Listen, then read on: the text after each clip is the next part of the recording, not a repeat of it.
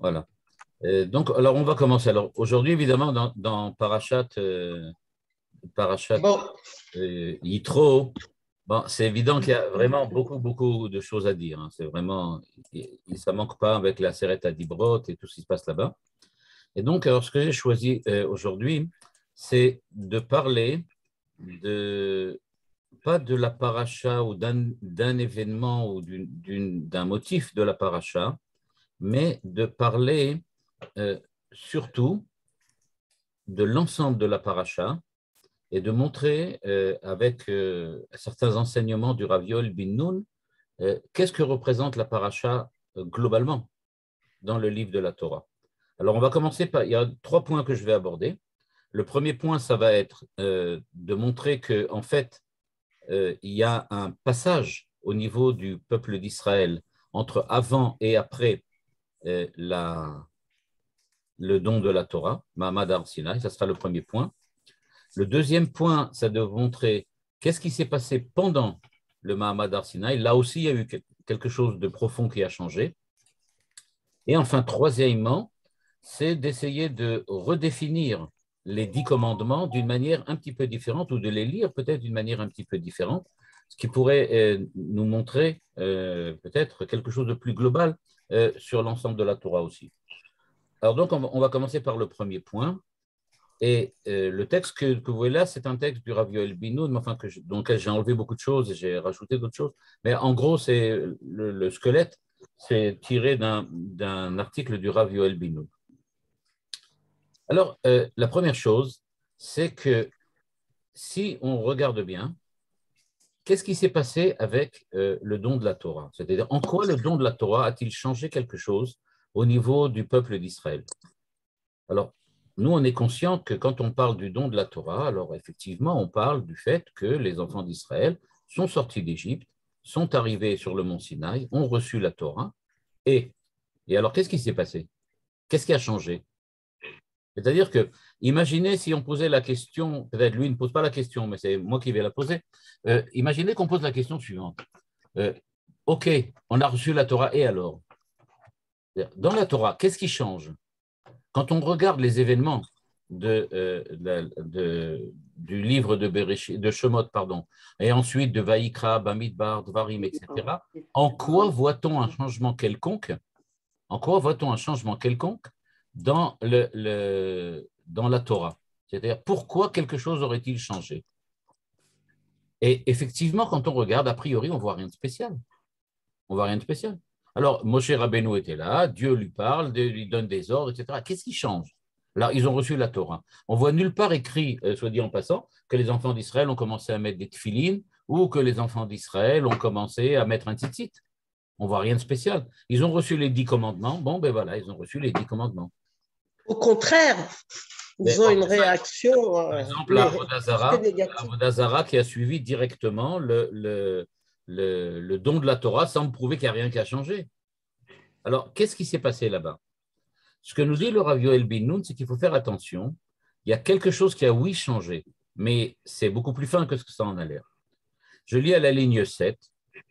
Il dit, qu'est-ce que c'est que avant, ce qu'il y avait avant le don de la Torah? Eh bien, ce qu'il y avait avant le don de la Torah, c'est ligne 7. Idgalut Hashem beitziat Mitzrayim, beyat chazaka, ou bizroa netuya, beotot ou bemoftim. C'est-à-dire, on voit bien que Dieu se révèle aux enfants d'Israël, beyat chazaka, zroa netuya, otot ou moftim. C'est-à-dire, Dieu se révèle par des miracles. Dieu se révèle par des miracles. C'est-à-dire qu'il ne faut pas essayer maintenant, je vais dire c'est la direction de pensée du Rav bin Nun, il ne faut pas simplement essayer de regarder au niveau du comportement des enfants d'Israël après le don de la Torah, mais regardons plutôt le comportement de Dieu à partir du don de la Torah. Pas regarder les hommes, ce qui a changé chez eux, mais qu'est-ce qui a changé chez Dieu? Et il nous dit là, on remarque que oui, il y a eu un changement. C'est-à-dire que Matan Torah, le don de la Torah, c'est pas seulement, et on va voir tout de suite, c'est peut-être même presque pas, pratiquement pas, une transformation au niveau de l'homme, parce qu'on sait qu'au niveau de l'homme, les transformations prennent énormément de temps et demandent une évolution personnelle et un travail personnel de chacun pour se changer, pour se transformer. Alors, qu'est-ce qui a changé? Ce qui a changé, c'est que Dieu n'agit plus de la même manière. Et il nous montre, regardez, Biyat Razaka, Bizroa Netuya, Beotot Uvmoftim. L'essentiel de l'activité divine dans l'histoire humaine était une activité miraculeuse. Dieu intervient pour faire des miracles, sans arrêt. Tout ce qui se passe en Égypte, ce ne sont qu'une suite de miracles. Ça, c'est clair. Donc, tout le début du livre de Shemot nous montre, nous souligne que Dieu opère un certain nombre de miracles, l'un à la suite de l'autre, en Égypte. Ça a commencé avec les 10 plaies, ça a suivi avec le passage de la mer Rouge, ça a suivi avec l'histoire de l'eau qui est true. Après ça, on verra, ça va apparaître un peu plus tard quand même, avec l'histoire de ce qu'il va leur donner à manger. Mais en tout cas, ce qui s'est passé, Beyat Chazaka, Bizroa Netuya, Beotot Uvmoftim. Ce que l'on voit, nous dit le Rav Bin-Nun, Amate Beyad Moshe. Moshe tient son bâton, et on va voir tout de suite que le bâton disparaît. Il va disparaître complètement. Mais le maté de Moshe, dont on parle tellement, et vous savez combien les Midrashim racontent les miracles que Moshe a opérés grâce à ce bâton. Eh bien, tous ces miracles-là vont disparaître par la suite. On n'entend plus parler du bâton, sauf quand il va l'utiliser pour frapper le rocher. Mais on n'en entend pratiquement plus parler. Pourtant, c'est lui qui était, je ne veux pas dire le point le plus important, mais il était une des dimensions de la sortie d'Égypte. Elle se focalisait sur le bâton de Moshe. Mais il disparaît. C'est-à-dire que quand on arrive au don de la Torah, au Ma'amad Har Sinaï, Dieu fait des miracles, Moshe fait des miracles par l'intermédiaire de son bâton. Et ensuite, le plus important, on nous parle de ce qu'on a vu la semaine dernière, la nuée de feu, la nuée de fumée, qui sont là toutes les deux et qui dirigent le peuple dans leur périple dans le désert. Donc, on a véritablement la description de un régime, on va dire comme ça, un régime divin sous le signe du miracle. Dieu dirige le peuple par le miracle. J'ouvre une petite parenthèse. Est-ce que ce n'est pas un petit peu, dans la conscience populaire juive aujourd'hui, un espèce de rêve qu'on aurait? Et puis si Dieu nous faisait des miracles, il nous dirigerait avec des miracles, etc., etc. La recherche de tous les babas salés, les babas sucrés, tout ce qu'on a vu là, les babas au rhum qu'on voit actuellement, est-ce que ce n'est pas un petit peu ça, dans lequel on cherche quelqu'un qui va nous faire des miracles et qui va nous diriger? Et donc, c'est un petit peu ça. Donc, il y a cette recherche permanente du miracle, la recherche de ce que le Rav Bin-Nun appelle Anagatanes, le régime miraculeux. Dieu amène l'homme avec le miracle. Nous dit le Rav Bin-Nun, Hashem shekara Moshe ala mizbeach, Hashem Nissi. Quand Moshe reçoit la prophétie, il construit un misbéach, comme c'est courant dans tout le livre de Bereshit, où on voit Avraham, Yitzhak et Yaakov construire des autels à chaque fois que Dieu se révèle à eux. Et comment il appelle? Hashem Nissi, Dieu, mon miracle, mon faiseur de miracles. C'est-à-dire que clairement, on voyait en Dieu quelque chose, quelqu'un, un régime qui, par le miracle, va nous permettre de vivre notre existence et notre quotidien. Notre quotidien, ce n'est pas quelque chose, je vais rajouter une petite parenthèse, qui dépend de nous, qui est de notre responsabilité, mais c'est dans un rapport direct avec Dieu que nous avançons dans notre quotidien.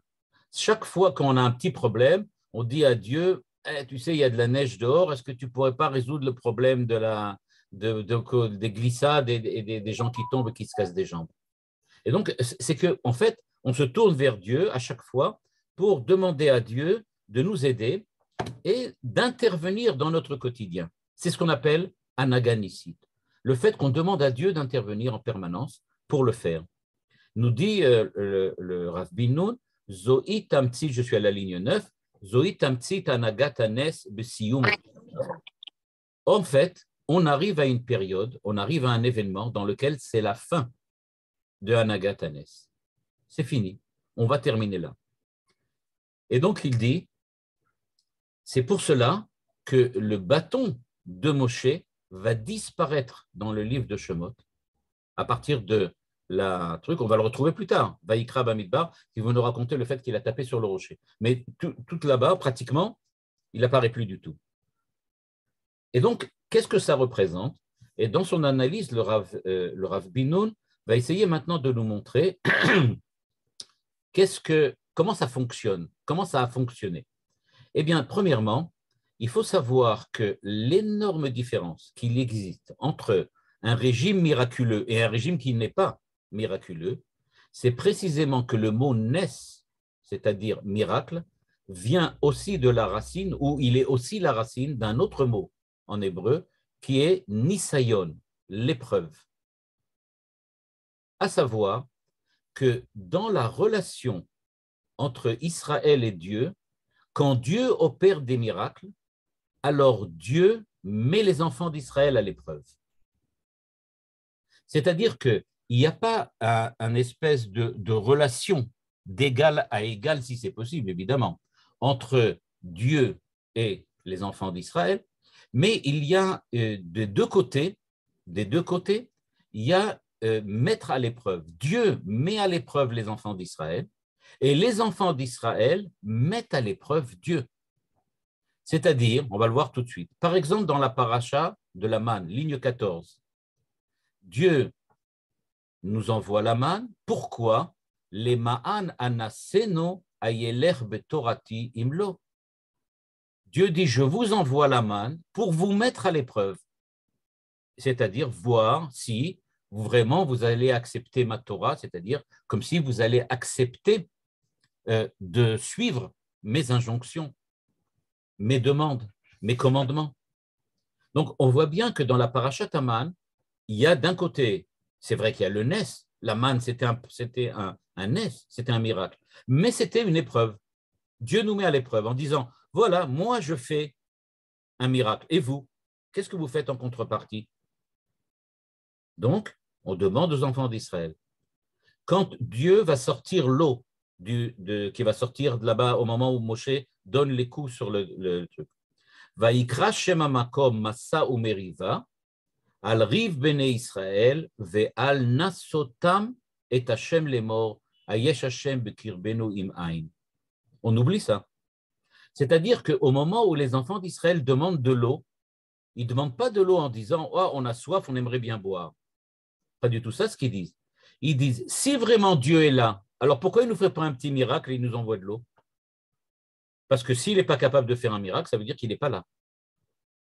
Et donc, ce qui se passe, nous dit le Rav Binoun, c'est donc qu'à chaque fois que Dieu opère des miracles, d'un côté, il demande un prix, une contrepartie au fait qu'il fait un miracle, et il demande, est-ce que vous êtes prêts à faire ce qu'il faut? Et d'un autre côté, les enfants d'Israël demandent à Dieu, ok, on a un problème, il serait peut-être temps que tu nous fasses un miracle si vraiment tu es là, si vraiment tu existes, si vraiment tu es aussi fort que tu le dis. Bon, fais-le, prouve-le.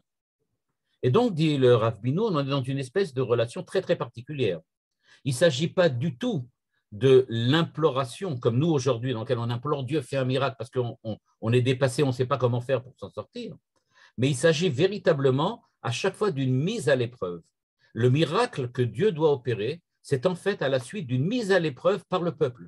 Le peuple dit à Dieu, si vraiment tu es ce que tu es, alors fais-le.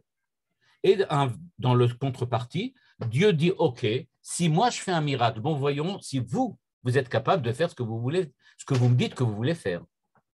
Et donc, en fait, il y a une espèce de problème, comme ça. Et comment ce problème se définit? Regardez ce qui est en bleu et surligné en bleu à la ligne 18. Nous dit le Rav Binoun, Yesh choser bitachon be'anagat anes.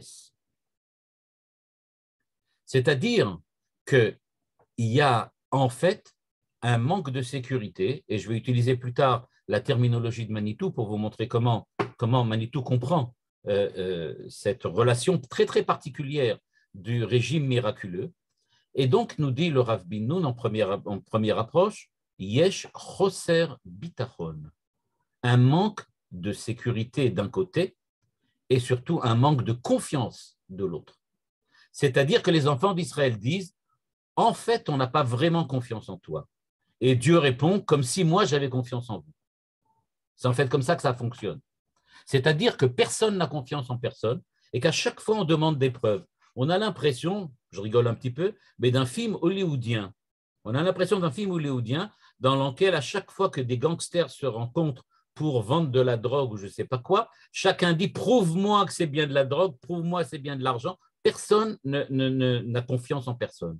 Bien, nous dit le Rav Bin Nun, c'est exactement la situation qu'il y avait avant Matan Torah. Dieu n'avait pas confiance dans les enfants d'Israël, j'allais dire peut-être à juste titre. N'oublions pas, c'est tout simplement un peuple d'esclaves qui vient de subir des atrocités durant des centaines d'années et qui maintenant sort à l'extérieur, est libéré. Évidemment, on ne peut pas lui faire confiance. Ils sont complètement perdus, ils ont perdu complètement toutes les notions du comportement social et politique, du comportement moral, ils ont perdu tous leurs repères. Donc, ils doivent se reconstruire complètement. Donc, on ne peut pas leur faire confiance directement qu'ils vont prendre les bonnes décisions. Et inversement, les enfants d'Israël qui sortent des camps, on va l'appeler comme ça, des camps de concentration de l'Égypte, ils disent à Dieu, mais où tu es toi? Où tu as été pendant ces plusieurs centaines d'années? Où tu étais? Et donc, il y a véritablement un manque de confiance entre les deux personnalités qui sont là, Dieu et les enfants d'Israël. Et souligne le Rav Bin Nun, ce manque de confiance fait qu'on n'est pas sûr du tout que demain il y aura à manger. Imaginez, je dis, les enfants d'Israël, c'est un peu comme les rescapés des camps de concentration. Ils sortent dehors, on leur donne à manger aujourd'hui. Qu'est-ce qu'ils disent en fait? Et qui nous dit qu'il y aura à manger demain? Parce que quand ils étaient en Égypte, c'était comme ça. Ils n'étaient pas sûrs qu'il y aurait à manger demain. Ils n'étaient pas sûrs qu'ils vivraient demain. Ils n'étaient pas sûrs qu'ils auraient la possibilité de maintenir leur famille en vie encore quelques semaines après. Donc, cette insécurité permanente qu'ils avaient en Égypte, ils continuent à la transporter d'un point de vue psychologique quand ils sont sortis. Et donc, à Nagatanes, c'est justement ça ce les enfants d'Israël ont besoin. Dieu leur fait des miracles. Mais pourquoi? C'est parce qu'eux-mêmes n'ont pas confiance en eux-mêmes. Ils n'ont pas confiance dans ce qui se passe. Ils n'ont pas confiance en Dieu encore. Ils n'ont pas confiance. Ils disent à Dieu, on n'est pas sûr, tu nous as sauvés, mais peut-être que maintenant les Égyptiens vont revenir, ils vont nous reprendre. Peut-être qu'on va se faire noyer dans la mer. Peut-être qu'on va se faire battre à la première guerre qu'on va accomplir. Donc, le fait qu'ils soient complètement perdus vient bien montrer que les enfants d'Israël sont sous le choc, véritablement, à la fois psychologique et idéologique, on peut dire comme ça, ou intellectuel, de l'Égypte, de l'esclavage en Égypte. Nous dit le Rav Bin Nun à la ligne 18 au milieu, Kasher ro'im etanes mitpa'alim ou mitlavim. Et donc, à chaque fois que Dieu fait un miracle, et ça va vous expliquer tout ce qui s'est passé ensuite, et qui va être aussi raconté dans le livre de Bamidbar sur les plaintes permanentes que les enfants d'Israël apportent. Oubliez que nous vivons dans le XXe siècle, qu'on a tous plus ou moins chaud, qu'on a tous plus ou moins à manger et qu'on vit dans un certain confort. Imaginez que vous êtes sortis des camps de concentration et que, au lieu de vous amener directement chez vous à la maison et d'essayer de vous replacer dans une société, on vous dit, regardez, on va vous faire maintenant marcher à pied jusqu'à la terre d'Israël. Allez, on est parti des camps de concentration en Pologne et on commence une marche qui va durer, je ne sais pas, plusieurs mois jusqu'à arriver en terre d'Israël. Eh bien, les enfants d'Israël ne sont pas du tout prêts, ni psychologiquement, dit le Rav Bin Nun, ni intellectuellement, à une telle démarche. Et donc, ils demandent, fais-nous des miracles. Dieu fait un miracle. Grande joie dans le camp d'Israël. Wow, Dieu nous a fait un miracle. Il nous a fait sortir d'Égypte. Il a frappé les Égyptiens. Quelle joie. Il nous a fait passer la mer Rouge, bien qu'on a failli penser qu'on allait y terminer là-bas. Tout est formidable. Mais nous dit le Rav Bin Nun, Aval kasher en maim ve'en ochel. Mais si maintenant on est sorti, on arrive dans le désert et on regarde et on dit mais on n'a rien à manger ici. Qu'est-ce qu'on va manger maintenant? C'est-à-dire, pour les enfants d'Israël, il faut se replacer dans la situation, nous dit le Rav Bin Nun. Ce n'est pas du tout, on peut dire comme ça, de la mesquinerie. Ce n'est pas qu'ils disent à Dieu, résous-nous tous les problèmes. C'est que vraiment, ils sont traumatisés par ce qui s'est passé. Et quand ils arrivent dans le désert, ils demandent, mais qu'est-ce qu'on fait là? Mais pourquoi on ne retournerait pas là-bas? Il vaut mieux être en prison et vivant qu'être dehors et mort. Alors qu'est-ce qu'on fait là? Et donc ils demandent sans arrêt à Dieu, fais-nous des miracles, pas dans le sens prouve-nous que tu es fort, mais surtout sauve-nous, parce qu'on ne sait pas du tout qu'est-ce qu'on va faire ici maintenant. Et donc, nous dit le Rav Binoun, ben c'est pour ça, Bochim ou Mitlonenim. C'est pour ça qu'il y a deux épisodes dans lesquels on appelle, un des épisodes on parle de En Bochim, c'est-à-dire l'endroit où ils ont pleuré, et Vayi Anam Mitlonenim Ra Lifnei Hashem. Et ils se sont plaints. C'est-à-dire, nous dit le Rav Binoun, regardez bien, en fait, tout le temps, Dieu, en fait, est mis à l'épreuve par les enfants d'Israël. Et d'un autre côté, Dieu dit, OK, je vous ai fait un miracle, maintenant vous avez confiance, vous savez que ça va s'arranger? Alors ils disent, oui, oui, évidemment, on a compris. Mais quelques semaines plus tard, quelques jours plus tard, il y a un nouveau problème. Et là, encore une fois, ils disent, ah, là, ça y est, tu nous as donné de l'eau, mais qu'est-ce qu'on mange maintenant? On boit, mais on n'a pas de quoi manger. Donc, ce qu'on voit, c'est que les enfants d'Israël attendent de ce régime miraculeux que, pas qu'ils viennent tellement de résoudre les problèmes, mais qui vient, j'aurais dit, les sauver de cette angoisse existentielle permanente dans laquelle ils vivent. Ils sont véritablement pris à l'intérieur de ce système et véritablement, ils sont, on peut dire comme ça, pris à l'intérieur et ils n'ont plus aucun repère. On le voit très bien, par exemple, que au moment de quand Dieu rend l'eau à Mara, quand l'eau était amère et que les enfants d'Israël se sont plaints, encore une fois, que l'eau était amère, alors à ce moment-là, on a jeté un bâton et c'est devenu de l'eau douce. Comme il est écrit là-bas, il est écrit Sham sam lo choku mishpat vesham nisaou. C'est-à-dire, c'était une épreuve. C'est-à-dire, la situation a tout de suite été perçue par les enfants d'Israël et par Dieu comme une épreuve. Il y a de l'eau amère. Alors, vous allez me faire confiance que je vais résoudre le problème ou pas? Ben, ils se plaignent. Ils n'ont pas confiance. Tout de suite après, qu'est-ce qu'il est écrit? Im shamoa tishma lekol Hashem elokecha vayashar be'enav ta'aseh ve'azanta lemitzvotav kol ha'machala asher samti b'mitzrayim lo asim alecha ki ani Hashem rofecha. Dieu lui dit, vous pouvez avoir confiance en moi, je suis comme un médecin, vraiment comme un médecin. C'est-à-dire, il n'y a pas de résolution naturelle du problème. C'est Dieu qui résout le problème. En fait, ce qu'on a l'impression, ce n'est pas dit ici chez le Rav Binoun, mais c'est l'impression que moi, ça me donne, ce qu'on essaye véritablement de guérir, c'est la relation entre Israël et Dieu. Véritablement, le régime miraculeux que les enfants d'Israël dont les enfants d'Israël ont bénéficié durant la première partie, c'est-à-dire du livre de Shemot, jusqu'au don de la Torah, c'était en fait une tentative de remettre en place une relation, j'aurais pu dire, normative entre Dieu et le peuple d'Israël. Et donc, à chaque fois qu'ils se plaignent, Dieu vient comme un médecin pour les guérir de leurs problèmes. Vous avez un problème à manger, je vous résous. Vous avez un problème d'eau, je le résous. Vous avez une eau amère, je résous. À chaque fois, Dieu vient, à chaque fois, Dieu vient. Et donc, ce qui se passe, c'est que quand les enfants d'Israël commettent une faute, commettent un péché, eh bien, à ce moment-là, Dieu vient comme un médecin et résout leurs problèmes. Vous avez commis une faute, je viens et je résous le problème. Matériellement, vous avez besoin de manger, de boire, etc. Qu'est-ce qui se passe après le don de la Torah? Tout ça, c'était avant. Qu'est-ce qui se passe avec le problème, pardon, pas avec le problème, mais avec l'intervention du don de la Torah? Eh bien, à ce moment-là, ce qui se passe, c'est que à partir de dorénavant, on peut dire, il y a l'intervention de Dieu n'est plus miraculeuse. Alors, comment ça fonctionne? Il n'y a plus Nes Nisayon, il n'y a plus épreuve et miracle. Toujours la même racine, Nes Nisayon. Alors, qu'est-ce qu'il y a? Il y a un règlement. Qu'est-ce que ça veut dire qu'il y a un règlement? Eh bien, maintenant, Dieu dit la chose suivante, ligne 34. Ashmiya bekol Hashem, tavi lehidkatshut ha'am, mamlechet kohanim vegoy kadosh, totsa'a shemevatet matzav kavua ou bilti taloui.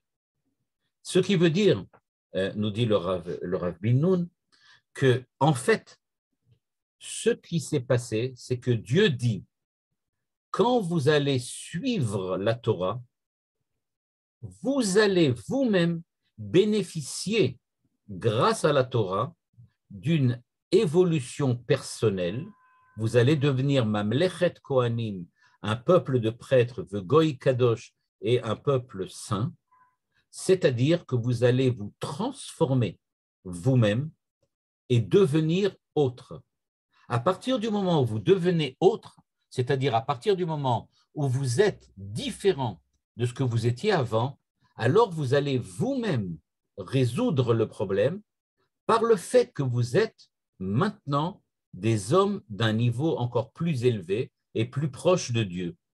C'est-à-dire que la transformation de l'homme va permettre à l'homme d'être différent dans la situation dans laquelle il a été introduit par le cours de l'histoire, et qu'à partir du moment où il est différent, il va pouvoir le résoudre à sa manière, de la façon la meilleure pour justement cette nouvelle personne. On peut dire d'une certaine façon, un gosse voit que son copain lui a pris ses billes, ou je ne sais pas quoi, ou ses cartes, et que maintenant il est très truc. Alors il va se plaindre chez son père, il m'a volé mes cartes, c'est-à-dire il attend du père de venir, de je sais pas quoi moi, de crier sur l'enfant ou de crier sur son père pour demander qu'il lui rende ce qui appartient à son fils. Dans la deuxième partie, ça c'est le miracle, pardon. Ça c'est le miracle. Je demande l'intervention de papa. Maintenant, dans la deuxième partie, c'est un gosse qui est devenu adulte. Il a déjà grandi. Il est devenu maintenant un jeune homme. Eh bien, en tant que jeune homme, il ne va pas amener son père pour, à chaque fois qu'il a un problème avec un ami, il va résoudre le problème à son niveau, maintenant, avec son ami. La situation est complètement différente parce que le petit enfant qui appelle son père n'a aucune transformation personnelle et donc la résolution du problème, elle est seulement instantanée. Le miracle, c'est une solution instantanée, mais qui disparaît tout de suite à la fin du miracle. Le père étant intervenu, la fois suivante où il aura un problème, il faudra encore une fois qu'il demande à son père d'intervenir, parce qu'il ne saura pas lui-même résoudre le problème. Mais s'il est capable d'entamer une négociation, parce que maintenant il est déjà devenu plus adulte, il s'est transformé lui-même. Ce qui s'est passé, c'est que maintenant, définitivement, il a acquis une certaine maturité, et cette maturité lui sert à résoudre tous ses problèmes. Donc la Torah, nous dit le Rav Bin-Nun, qu'est-ce qu'elle est venue résoudre en fait? Elle est venue résoudre, on va dire comme ça, le fait que les enfants d'Israël se sentent complètement dépendants de Dieu. C'est cette dépendance que le Matan Torah est venu résoudre. Le Matan Torah, ce n'est pas simplement le don de la Torah, c'est la transmission de la responsabilité de l'histoire de l'homme dans les mains de l'homme. Ce n'est pas Dieu qui est responsable de résoudre les problèmes humains, ce sont les hommes qui, grâce à la Torah, doivent pouvoir les résoudre. Et donc, on a le passage entre ce qu'on appelle ici chez le Rav Bin-Nun, le régime miraculeux et le régime, j'aurais pu le dire comme ça, de la parole ou de la négociation. C'est-à-dire que maintenant, c'est à l'homme de résoudre lui-même ses problèmes avec ses capacités, avec on peut dire comme ça, avec le fait qu'il a toutes ses spécificités, sa manière d'être, sa façon d'agir. C'est à lui de le résoudre. Et donc, à partir du moment où Dieu ne résout pas, eh bien, c'est maintenant la morale, le comportement de chacun, la responsabilité de chacun qui va jouer. Et ça, c'est quelque chose qui est éternel, définitif. Donc, en fait, nous dit le Rav Bin-Nun, le don de la Torah a été le moment clé où on est passé de la dépendance, l'addiction des enfants d'Israël à Dieu, à l'intervention divine, au fait qu'ils prennent maintenant la position d'un adulte responsable qui va lui-même prendre en main son avenir et son existence. Et donc, nous dit le Rav Binoun à la ligne 1, Anagat Adibur Ishlav Itbagrut Ruchanit Shel Ha'am Hayotze Mitzrayim. C'est ce qu'il appelle Itbagrut, c'est vraiment le terme, c'est-à-dire le fait que c'est une nouvelle maturation, le fait que maintenant les enfants d'Israël deviennent des adultes. Ils sont devenus adultes au moment de Matan Torah.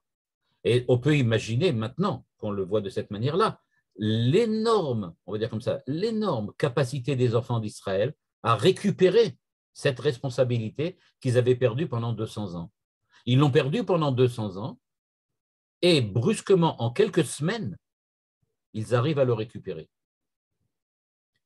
Et donc, le point principal que résume le Rav Binoun ici, dans la ligne numéro 2, Anagatanes vanisayon izmanit, ishlav bahid bagrut, beod anagat advarim kavua venitzrit. À partir du don de la Torah, Dieu, je vais le dire de cette manière-là, refuse de revenir au régime du miracle. C'est-à-dire, il dit à son enfant, n'appelle pas papa à chaque fois que tu as un problème, résous tes problèmes. C'est à toi de les résoudre. L'histoire prend maintenant une direction tout à fait différente. Les enfants d'Israël attendaient l'intervention divine. Dieu leur dit, c'est fini. Je n'interviendrai que si moi, je pense qu'il faut intervenir. À vous de résoudre vos problèmes. Atem tiyu, mamlechet kohanim vegoy kadosh. Vous aurez la capacité, vous aurez la force et la puissance de résoudre vos problèmes. Vous aurez parce que vous acceptez d'en prendre la responsabilité. À partir du moment où vous allez rejeter la responsabilité sur moi, rien ne peut arriver. Rien ne peut arriver parce que je ne résoudrai pas les problèmes si je ne pense pas que moi, je dois les résoudre. Mais c'est à vous d'essayer de résoudre vos problèmes. Est-ce que c'est pour ça que plus tard, Dieu va se fâcher quand Moïse va frapper le rocher au lieu de lui parler?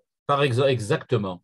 C'est-à-dire que quand Moshe va frapper le rocher, Dieu va lui dire, mais qu'est-ce que tu reviens à ce régime miraculeux? On n'en est plus du tout là. On doit parler maintenant. C'est-à-dire, il dit, tu dois maintenant convaincre les enfants d'Israël que Dieu est suffisamment fort pour leur donner de l'eau. Il y aura de l'eau. Leur problème, ce n'est pas de savoir s'il y en aura ou non. Il y en aura certainement. Comment ça va venir, ce n'est pas leur problème. Eux, ils doivent prendre sur eux leurs responsabilités. Et nous dit le Rav Binoun, regardez à quel moment ça se produit. Vayis'u mirefidim, ligne 6, vayavo'u midbar Sinai. Vayikra elav Hashem mina'ar lemor, atem ra'item asher asiti bemitzrayim, va'esa etrem al kanfe nesharim, va'avi etrem elai. Dans le même verset, en vers là, qu'est-ce que dit Dieu? Est-ce que vous avez vu, il parle aux enfants d'Israël, ce que j'ai fait pour vous, c'est-à-dire les miracles. Va'esa etrem al kanfe nesharim. Je vous ai amené ici sur des ailes d'aigle ou de vautour. C'est-à-dire, je vous ai amené jusqu'ici. Tout ça par des miracles. Va'avi etrem elai.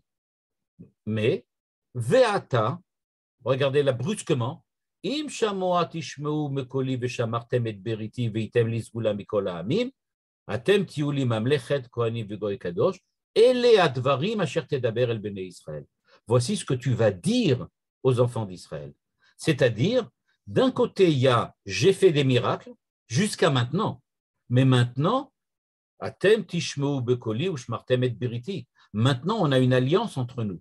Vous faites la Torah, ça va vous permettre de devenir Mamlechet Kohanim Vegoy Kadosh, et à ce moment-là, c'est vous qui résoudrez vos problèmes. C'est-à-dire que maintenant, il y a une alliance entre nous.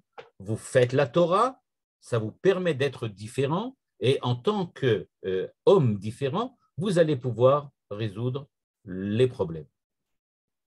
Donc, dans cette première partie, qu'est-ce qu'on découvre?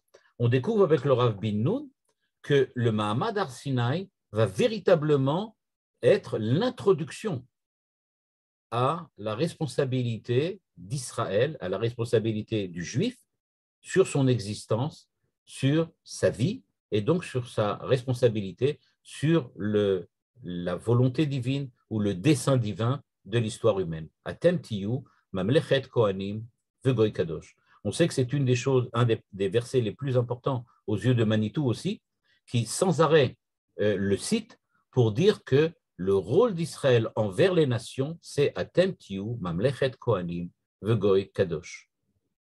Et je rappelle que Manitou disait aussi que Dieu appelle les enfants d'Israël Beni Bechori parce que le reste de l'humanité n'est peut-être pas Beni Bechori, mon fils aîné, mais il est Beni, mon fils. Il n'y a qu'un seul aîné, mais il y a d'autres frères, voilà, le frère aîné.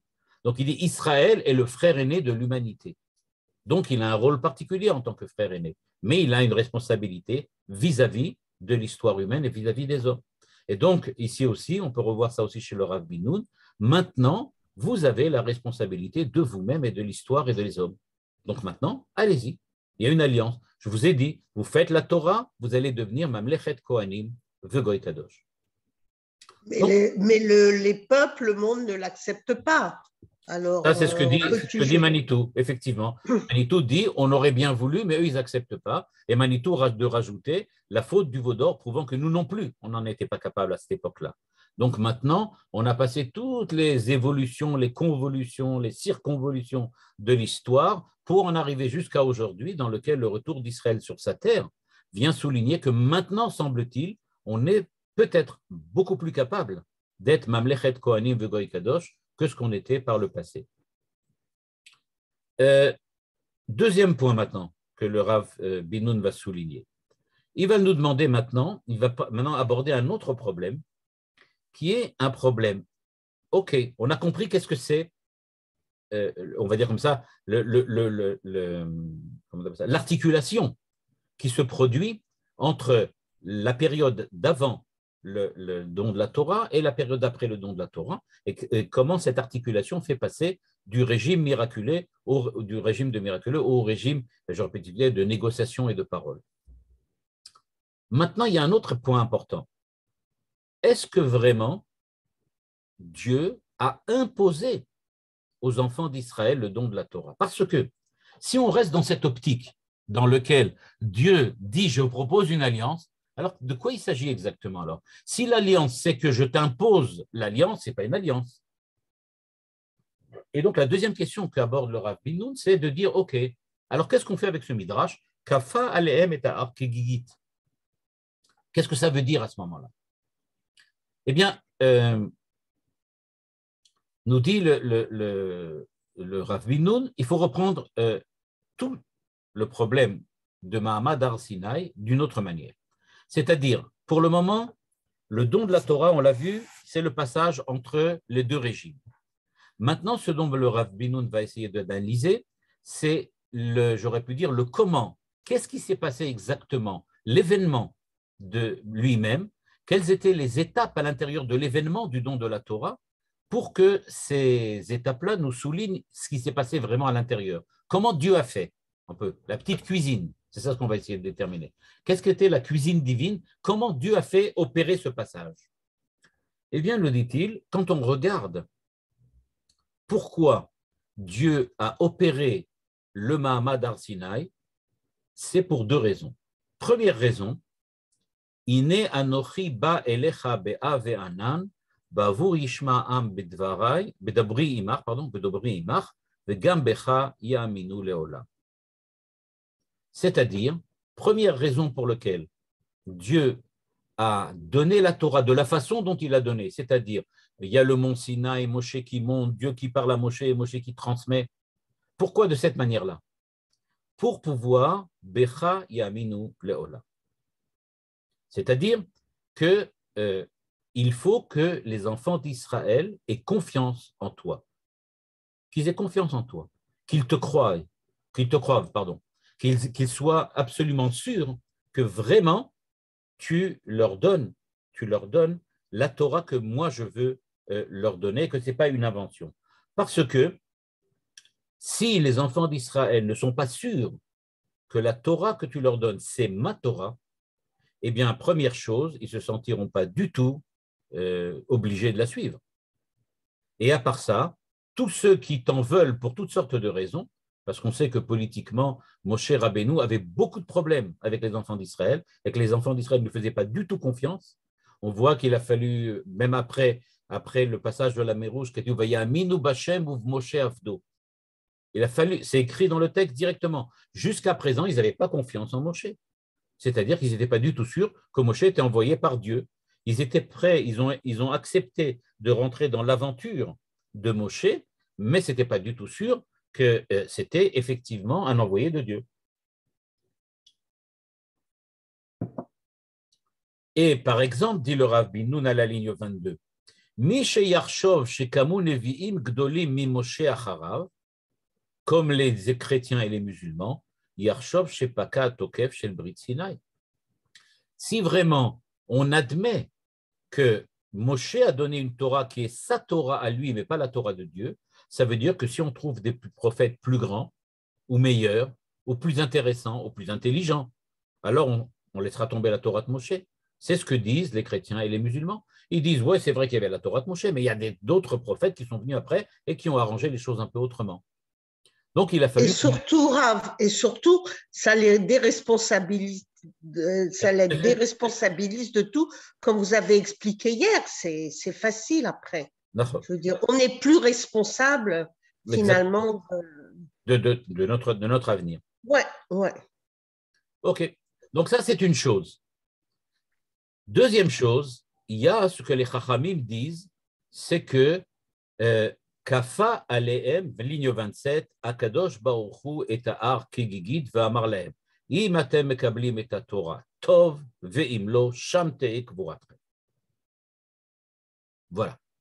C'est-à-dire que Dieu a choisi de faire de cette manière-là parce qu'en fait, il impose aux enfants d'Israël, par la menace, il impose aux enfants d'Israël le don de la Torah. Or, il y a quelque chose qui ne fonctionne pas. Si vraiment il s'agit de terroriser le peuple et lui dire « je vous menace de mort, si jamais vous ne faites pas, d'accepter pas la Torah, je vous écrabouille », alors nous dit le Rav Bin-Nun, ça ne fonctionne pas avec ce qu'on a dit avant. On a parlé d'une alliance entre Dieu et Israël. Quand tu menaces de quelqu'un d'écrabouiller, ce n'est pas une alliance. Regardez ce qui se passe aujourd'hui entre la Russie et l'Ukraine. La Russie dit « je vais vous écrabouiller ». Bon, alors, c'est visiblement pas une alliance. Ce n'est pas que vous voulez faire un accord, c'est que vous voulez nous véritablement venir nous conquérir. Deuxièmement, dit le Rav Bin-Nun, deuxième problème, qu'est-ce qui me fait, moi, garder la Torah? Si ce n'est pas parce que j'ai accepté de le faire, si ce n'est pas parce que j'ai fait accepter de le faire, eh bien, ça veut dire que ce n'est pas vraiment que je l'ai accepté. La Gemara le demande d'ailleurs. La Gemara demande à Marava Mikan Modaraba Leoraita. Ça veut dire qu'ils n'ont jamais accepté la Torah. Et la Gemara de répondre oui, c'est vrai, ils ne l'ont pas accepté à ce moment-là, parce qu'on les a menacés. Ils l'ont accepté au temps de Haman, au temps de Esther. À ce moment-là, ils l'ont vraiment accepté. Donc, qu'est-ce que nous dit la Torah en fait? Elle nous dit, c'est vrai, il n'y a pas eu d'alliance à l'époque. Alors, qu'est-ce que ça veut dire que Dieu les a menacés? Eh bien, nous dit le Rav Bin-Nun, il faut replacer tout ça encore une fois dans le contexte, et à ce moment-là, on va voir qu'il s'est produit quelque chose d'extrêmement particulier. Il nous dit à la ligne 38 qu'au moment où les enfants d'Israël ont vu les éclairs, le tonnerre, la flamme, ils ont dit à la ligne 38, Vayara'am vayanuu vayamdu merachok. Ils ont dit, oula, mais c'est extrêmement dangereux tout ça. On va mourir. Vayomru el Moshe daber etai imanu venishma'a, val yedaber imanu elokim pen namut. On ne veut pas mourir. C'est-à-dire, en fait, qu'est-ce qu'ils disent? Ils disent à Moshe Rabbeinu, imaginez encore une fois le film d'Hollywood. On vient et on dit au peuple, on dit à un groupe qui vient d'être sauvé de la prison, venez, on va maintenant parler avec le chef qui vous a sauvé, le chef de la résistance qui vous a sauvé. Mais pour arriver jusqu'à là-bas, on va passer par un champ de mines. Alors on va courir et puis on espère que tout ira bien. Voilà, et qu'on va courir et que ça ne va pas sauter, qu'on ne va pas mourir sur le champ de mines. Alors les enfants d'Israël ils disent quoi? Ah, non, on va nulle part, nous. On n'est pas fous. On n'est pas fous. Okay. Je rappelle pour ceux qui ont vu peut-être le film sur Treblinka, qui raconte très très bien ce qui s'est passé. Dans le film sur Treblinka, il montre très bien que les enfants d'Israël, j'allais dire, mais c'est vrai, les Juifs qui sont sortis, qui sont enfuis de Treblinka, ont dû passer par un champ de mines qui était autour du camp. Il y avait un champ de mines autour du camp. Et donc, beaucoup sont morts en sautant sur les mines en question. Et donc, il y en a certains qui ont hésité. Et à ce moment-là, malheureusement, il y a certains, on voit dans le film, qui se sont fait tuer par les tireurs d'élite des Allemands du camp, parce qu'ils ont hésité. D'autres ont couru, mais certains sont morts, certains sont passés. Bien, c'est ça ce qu'on a demandé aux enfants d'Israël. On leur dit, maintenant, vous êtes sortis d'Égypte, venez, on va maintenant aller regarder Dieu qui va nous donner la Torah. Et ils voient les éclairs, le tonnerre, le tremblement de terre, les flammes, etc. Ils disent, oula, mais on est fous, quoi. On ne veut pas que Moshe aille parler avec eux. Nous, on ne parle pas. Et Moshe leur dit, Al tiraou, n'ayez pas peur, qui ba'avour nasot etrem ba'elokim. Parce que ça, c'est une épreuve que Dieu vous fait. C'est-à-dire que paradoxalement, en fait, qu'est-ce que dit Moshe? Il dit, mais n'ayez pas peur, c'est une épreuve que vous avez à passer pour voir si vous êtes capable. On dit, alors si c'est une épreuve, alors de quoi ça consiste? Et en fait, nous dit le Rav Binoun, c'est ça l'épreuve. Regardez ligne 2 en bleu. Ze chidush bedargat ha'adam, sheraoui ba'avuro lecholel ma'amad har Sinai, la'afoch et ha'yir'a pachad ha'mavet ativi la'adam, ou le'ofro le'yir'a bechirit chopshit. Akol bidei shamayim, chutz miyirat shamayim. C'est-à-dire, ce que Dieu dit en fait, il dit voilà, vous avez peur de mourir. Je veux que vous ayez maintenant confiance en moi et que cette peur naturelle de la mort, vous la transformiez en une peur, c'est-à-dire en un respect, une peur dans le sens de respect, dans un respect de la volonté divine. C'est-à-dire, vous avez peur de mourir, c'est-à-dire vous êtes terrifié par la mort.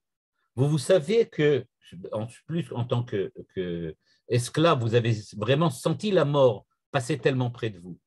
Donc, cette peur de la mort que vous avez naturellement, on peut dire cette aliénation à la mort, ou peut-être cette pulsion de mort, comme on le voit chez Freud, il dit, eh bien, je veux que vous sachiez la prendre, la transformer et faire devenir cette peur en une crainte de Dieu. Vous passiez de la peur de la mort à la crainte de Dieu. Savoir le transformer, c'est-à-dire dire, j'ai confiance en Dieu, je n'ai pas peur de la mort, parce que maintenant, je crains Dieu. Il y a une histoire très célèbre du beau-père du rabbi de Lubavitch, celui qui était le rabbi de Lubavitch précédent, avant le rabbi de Lubavitch que nous on a connu, et qui raconte qu'au moment où il a été arrêté, il y a l'inspecteur du KGB qui l'a menacé, a mis une arme sur la table et lui a dit, tu sais, si tu fais pas et tu signes pas ce que je te demande de signer, c'est-à-dire des aveux complètement faux, alors à ce moment-là, il y a cette arme-là qui s'occupera de toi. Et il lui a répondu le rabbi de Lubavitch de l'époque, donc le rabbi Yosef Yitzhak, il lui a répondu, n'ont peur de ce petit jouet que ceux qui n'ont qu'un seul monde. Pour ceux qui ont deux mondes, ils ont peur de Dieu, pas de ton jouet. C'est-à-dire, en fait, qu'est-ce qu'a répondu le rabbi de Lubavitch? Ce que Moshe a demandé aux enfants d'Israël. Il leur a dit, si vraiment tu arrives à ce niveau de Mamlechet Kohanim Vegoy Kadosh, c'est-à-dire de la crainte de Dieu, alors tu n'as plus rien à craindre de la mort ou du monde, ou des menaces du monde. Parce que véritablement, tu sais que tout dépend de Dieu. Et donc, il faut arriver à ce niveau de responsabilité, à ce niveau de liberté, qui fait que j'ai, grâce à ma liberté, grâce à mon libre arbitre, mon libre choix, j'ai choisi d'être sous la tutelle de Dieu, et c'est pour ça que maintenant, la mort a beaucoup moins d'emprise sur moi. Et donc, c'est ça ce qui s'est passé dans Kafal et M. Arkedidit. C'est-à-dire que les enfants d'Israël ont véritablement passé une épreuve, un examen, dans lequel on leur a demandé de ne plus craindre la mort, parce que maintenant, elle était en fait investie de la crainte de Dieu. Et que maintenant que j'ai confiance en Dieu et je crains Dieu, la mort en tant que telle ne me fait plus peur. Ce n'est pas elle qui est un danger pour moi. Ce qui est un danger pour moi, c'est de ne pas faire ce que Dieu me demande, de ne pas être Mamlechet Kohanim Vegoy Kadosh. Donc maintenant on comprend le passage entre le régime du miracle au régime de la responsabilité, c'est passé par une épreuve, c'est-à-dire un miracle en fait, un miracle particulier, c'est-à-dire les éclairs, le tonnerre, le tremblement de terre, les flammes, etc. C'est passé par un miracle qui a, on peut dire comme ça, déconnecté les enfants d'Israël de la crainte de la mort naturelle pour leur faire maintenant parvenir à saisir la crainte de Dieu directement. Et donc, par ce miracle, ce Nisayon, ce Nes, qui est en même temps un Nisayon, les enfants d'Israël ont brusquement, on peut dire comme ça, fait l'expérience que la crainte de Dieu peut les sauver de la crainte de la mort. C'est-à-dire qu'ils peuvent prendre sur eux, ils ont suffisamment de force, ils ont suffisamment de capacité à prendre sur eux leurs propres responsabilités et ils ne sont plus dépendants de Dieu. En fait, ce qui est arrivé, c'est que la confiance en Dieu leur a montré qu'on ne peut ne pas être dépendant de Dieu. C'est ça justement. Vous n'avez plus besoin de Dieu pour vous sauver de la mort. La mort, vous pouvez vous la résoudre vous-même, votre problème. Ayez confiance en Dieu, c'est-à-dire respectez la Torah, faites ce qu'il demande, parce que vous allez devenir Mamlechet Kohanim Vegoy Kadosh, un peuple qui est pris par la sainteté, c'est-à-dire celui qui n'a plus crainte de la mort naturelle, parce qu'il sait qu'il a la possibilité de vivre selon le régime de la parole de Dieu, c'est-à-dire un régime qui lui permet de vivre même face à la mort, à côté de la mort. C'est donc le deuxième. Excusez-moi, pourquoi on ne parle pas de Yirat Hashem et de Yirat Shamaim? C'est ce que dit ici. C'est ce que dit ici le Rav Binoun quand il dit Akol bide Shamaim chutz biyirat Shamaim, ce qui dit à la ligne 4 ici. Non, mais pourquoi le terme Shamaim plutôt que Hashem? Ah, parce que Shamaim, parce que c'est par hypothèse, on dit que Dieu est dans le ciel, donc Hashem ba Shamaim. Donc on dit Shamaim, c'est pour une illustration pour dire que c'est Dieu. Mais c'est vrai qu'on utilise ça pour dire que Dieu est loin, parce qu'il y a dans la crainte, il y a un certain recul par rapport à Dieu. Si j'ai le craint, donc j'ai un certain recul par rapport à lui. Donc c'est Shamaim, comme le ciel qui est loin. Enfin et dernièrement, et dans la fin, nous dit le Rav Binoun, donc je vais résumer parce que là, en 5 minutes, on n'aura pas le temps de lire le texte. Le Rav Binoun dit, premièrement, il y a quelque chose de très bizarre, c'est qu'on a tendance à dire, si je demande combien il y a de commandements négatifs dans les 10 commandements. Donc on va y arriver, si vous allez voir. C'est-à-dire d'interdiction. Combien il y a d'interdictions? Tout le monde dit qu'il y en a 7. Les 5 de gauche, Lotirtsar, Lotinaf, Lotignov, Lotamod, etc.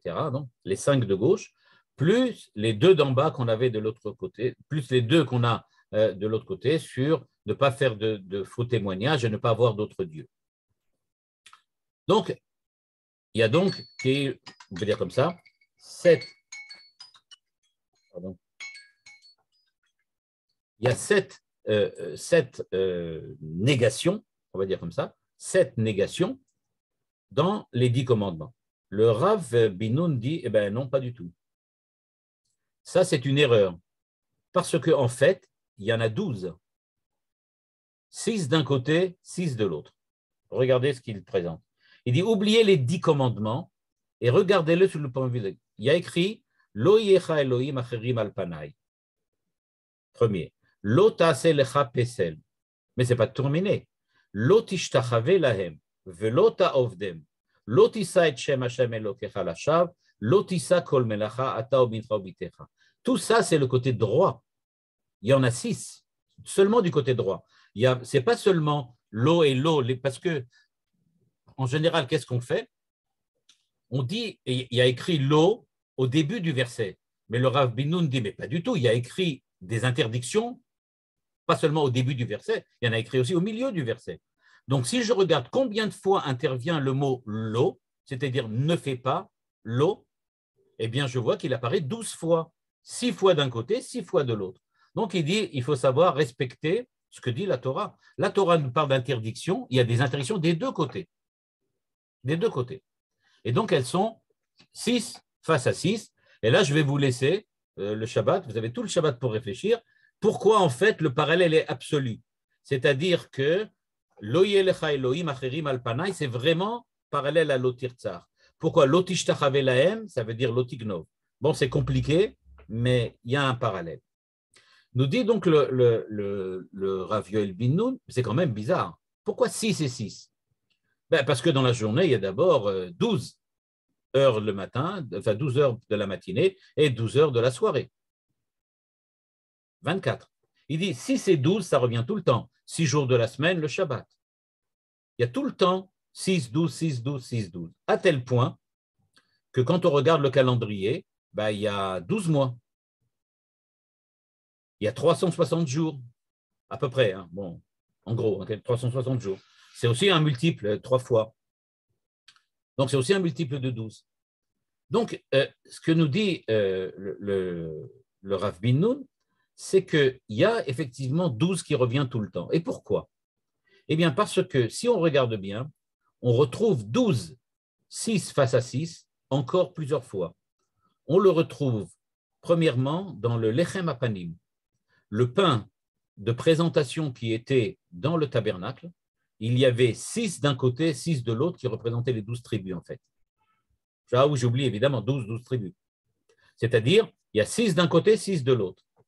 Les bgadim du Kohen Gadol, avec les pierres, il y en a 6 d'un côté, 6 de l'autre. Et donc, quand les enfants d'Israël vont rentrer en terre d'Israël, on va se retrouver dans lequel il y aura 12 fois maudit celui qui fait ci, maudit celui qui fait ça, etc. Les enfants d'Israël sont divisés en deux. Il y en a une partie sur le Grizim, une autre partie sur le montagne de Eval, et donc tous les deux sont les uns face à l'autre, et ce qui se passe, c'est que les uns disent 12 malédictions et les autres 12 bénédictions. Et on voit donc qu'à chaque fois, il y a 12 divisé par 6 et 6. Et donc, en fait, qu'est-ce que veut dire ici le Rav bin Nun? Il veut nous dire, c'est que la présentation, elle est symétrique. Pourquoi elle est symétrique? Regardez bien maintenant. Tout ce qui se passe à gauche des tables de la loi, ça concerne évidemment les relations avec l'homme. Tout ce qui se passe à droite, c'est la relation avec Dieu. En fait, est-ce que ça ne serait pas la symbolique du passage entre le régime miraculeux à droite et le régime de la responsabilité à gauche? C'est-à-dire, on passe d'une part du rapport à Dieu à droite avec le régime de la responsabilité de l'homme à gauche. Mais tout ça, c'est dans les mêmes tables de la loi. C'est-à-dire, si tu respectes l'Oye lecha Elohim acherim al panai, alors ça va te protéger aussi pour l'otir tsar. Si tu veux éviter les assassinats, eh bien, l'Oye lecha Elohim acherim al panai. À partir du moment où tu es idolâtre, c'est-à-dire que c'est toi qui fixes qui est Dieu, à ce moment-là, tu fixes aussi qui a le droit de vivre. Et donc, nous dit le Rav bin Nun, regardez les tables de la loi. Elles sont là pour nous indiquer la méthodologie qu'il faut faire pour passer du régime du miracle au régime de la responsabilité. À partir du moment où ta relation avec Dieu, elle est normale, c'est-à-dire que tu n'es pas idolâtre, c'est-à-dire que tu ne penses pas à d'autres dieux, à ce moment-là, l'otir tsar, tu arriveras à surmonter et à subjuguer le meurtre. L'otase le chapesel, si tu fais des images, c'est-à-dire, qu'est-ce que ça veut dire faire des images de Dieu? C'est-à-dire rechercher l'esthétique. Ce qui compte pour toi dans Dieu, c'est l'esthétique, ce qu'il paraît. Effectivement, la sexualité en deviendra beaucoup plus, on va dire comme ça, réfrénée.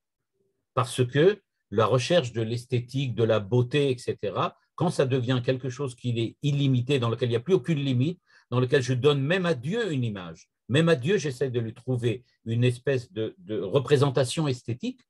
Alors, si même tu donnes des représentations esthétiques de Dieu, pour toi, l'esthétique, c'est la seule chose qui compte. Et à ce moment-là, les femmes, ça ne devient qu'une considération esthétique sans plus. Le MeToo d'aujourd'hui montrant combien ça peut, jusqu'à où ça peut aller. L'otishtachave lahem, velota avdem. Se prosterner, c'est on parle ici de kidnapper.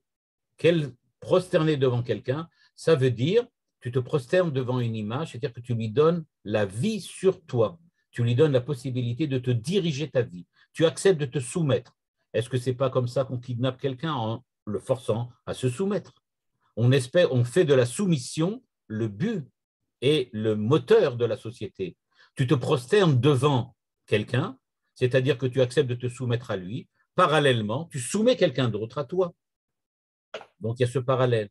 L'ota ofdem, tu ne vas pas les servir, c'est-à-dire que tu ne vas pas essayer de tirer un intérêt, le servir quelqu'un, c'est-à-dire lui apporter un bénéfice.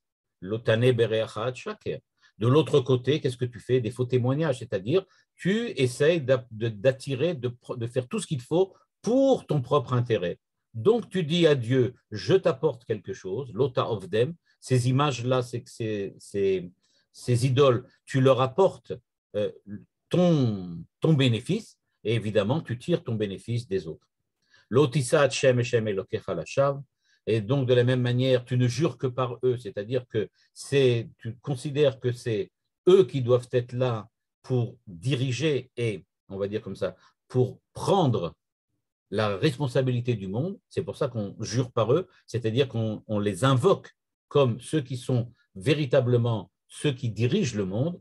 Par ailleurs, l'otachmod betrecha, effectivement, quand tu regardes la propriété de l'autre, de la même manière que tu enjoins Dieu et tu dis, voilà, c'est eux qui dirigent, de la même manière, c'est moi qui peux prendre ce qui est chez les autres. Et enfin, le Shabbat avec Eshet Recha, Avdo Vechamuru, Vekol Asher Lerecha, de la même manière que le Shabbat doit être respecté par tout le monde, toute la famille, de l'autre côté, tu ne respectes pas la famille des autres. Donc, parallèlement, comme ça j'ai dit très très rapidement, et ça demanderait donc à être évidemment développé, et le Rav Binou d'ailleurs ne le développe pas dans son article, mais ce qu'il y a, c'est qu'on voit bien apparaître que c'est là le passage. Donc si maintenant, juste pour résumer dans les dernières minutes là, qu'est-ce qu'on a devant nous? Eh bien, nous dit le Rav Binoun, on a véritablement l'intronisation de la liberté humaine. Le don de la Torah, c'est l'intronisation de la liberté humaine, du libre arbitre humain. On est passé du régime du miracle au régime de la parole, c'est-à-dire au régime de la responsabilité de l'homme. Ce régime-là, on voit qu'il n'est pas imposé à, comme on a dit, Ark et Gigit. Ce n'est pas que Dieu l'a imposé, parce que ça doit être une relation presque d'égal à égal, une alliance entre Dieu et le peuple. Mais quand on parle de Ark et Gigit, ce qu'on veut dire, c'est qu'on permet à l'homme de sortir de la terreur face à la mort qu'ils ont connue et qu'ils connaissent ensuite, et qu'on fait passer cette terreur face à la mort à une crainte divine qui leur permet de survivre et de subjuguer les problèmes de l'homme dans l'existence. Et tout cela s'est fait grâce aux 10 commandements qui représentent 6 interdictions d'un côté et 6 interdictions de l'autre, les 6 premières étant dans la relation avec Dieu, comment transformer une relation faussée, une mauvaise relation avec Dieu, la transformer pour qu'elle ne provoque pas 6 malheurs ou 6 catastrophes dans la société.